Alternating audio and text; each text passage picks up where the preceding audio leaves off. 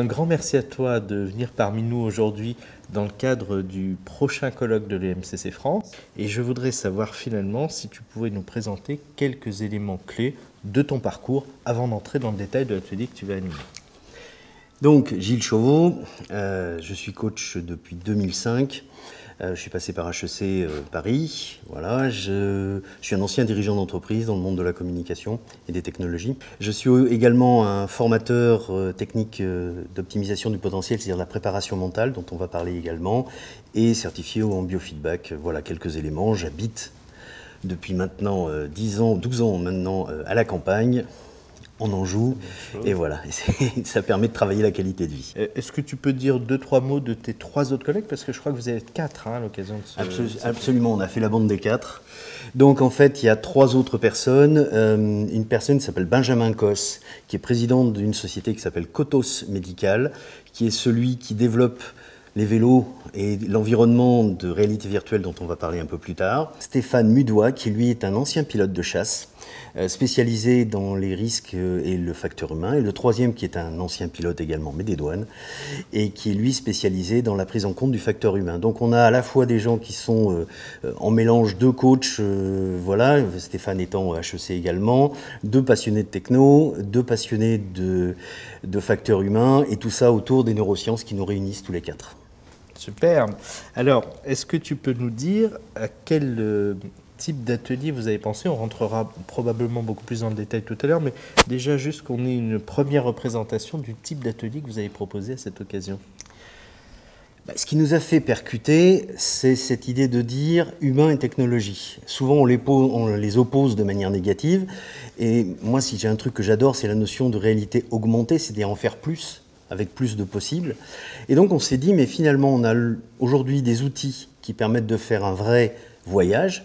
Et on s'est dit, on va même mettre du ludique, donc on va faire un escape game. C'est-à-dire un jeu où il va falloir s'échapper dans un temps restreint, mettre du ludique dans quelque chose qui pourrait être au départ un peu sérieux, préparation mentale, neurosciences, biofeedback, et puis mettre en place, en fait, ensemble, des techniques, des expériences, de manière à ce que 75 personnes dans cet atelier puissent venir goûter, expérimenter, s'amuser en fait, sérieusement, autour de cette approche où on va mélanger nos expériences tout simplement et nos métiers.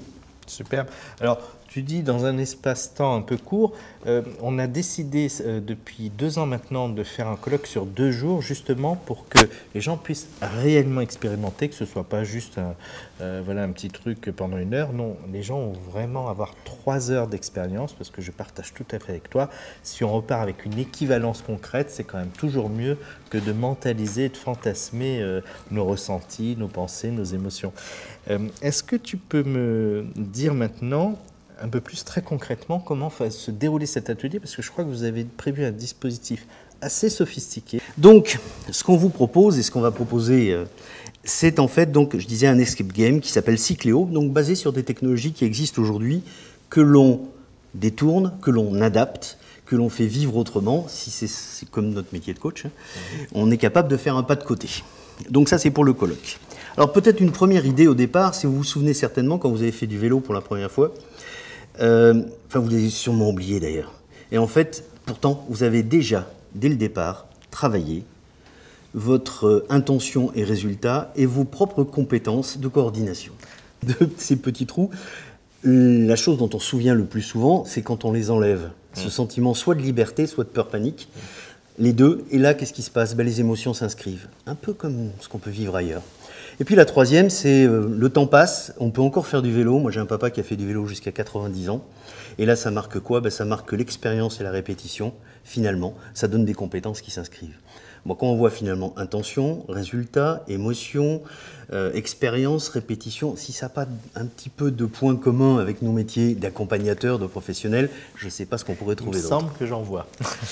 Alors, tout ça, ça nous a donné l'envie, puisqu'on parlait de technologie, on est dans un environnement où aujourd'hui on se rend compte, il y a plein d'études qui le donnent, mais il y en a une qui est assez marquante, qui dit que globalement on passe la moitié de son temps à rêver sa vie, plutôt que de la faire.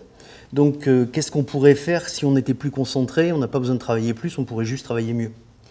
Et on est en plus avec des gens aujourd'hui qui sont dans un environnement, toute génération confondue, véritablement avec un timing élevé, avec beaucoup de pression, les mails, les SMS, enfin tout ça. Et au fond, on voudrait tous des baguettes magiques. D'ailleurs, il y a un très joli petit marque-page de l'EMCC qui disait très clairement « Ma baguette magique ne marche pas, il faut que je retourne à l'école la changer ». Évidemment, il n'y en a pas. Et on voudrait des choses faciles et finalement, on n'est pas prêt à s'entraîner. Or, des techniques existent et elles sont généralement utilisées par des gens qui ont mis l'entraînement dans leur propre pratique. Alors à l'MCC, on le fait avec les ateliers de professionnalisation, bien sûr, avec nos propres entraînements, mais si on veut acquérir de nouvelles techniques, comment on peut faire? Voilà. Donc on est allé un peu plus loin, on s'est dit, ben voilà, aujourd'hui, si on veut avoir de la concentration, il faut être 100% dans le flow, comme on dit, le flow psychologie positive, avoir effectivement se protéger de tous ces aléas négatifs. Et puis une deuxième tendance très forte, c'est le do it yourself. Je fais moi-même, je pratique. C'est les fameuses 3 heures auxquelles tu venais, donc je vais détailler un tout petit peu ce qu'on va faire derrière, mais on va pratiquer, on va mettre en œuvre concrètement. Vous avez bien écouté les consignes, c'est super. C'est tout à fait ce que l'on demande. On s'est mis justement en état de flow pour écouter. Et donc, 4 sociétés se sont regroupées, elles sont là. Je vous montre simplement les points clés qu'il y a dedans, dont des techniques de simulation, du temps réel, de la 3D, de la préparation mentale, du coaching, de la formation, de l'expérience sur ces sujets-là, le facteur humain, les neurosciences en filigrane de tout cela, et puis une envie véritable de partager des points de vue différents. Comment on va faire ? Bah déjà, ça, c'est un vélo immersif dans lequel on a déjà une réalité virtuelle et on se promène au bord de la mer, à la montagne, à la campagne. On choisira et il y aura peut-être quelques petites surprises. Donc on agit. Liaison entre le corps et l'esprit. Comment on va faire ?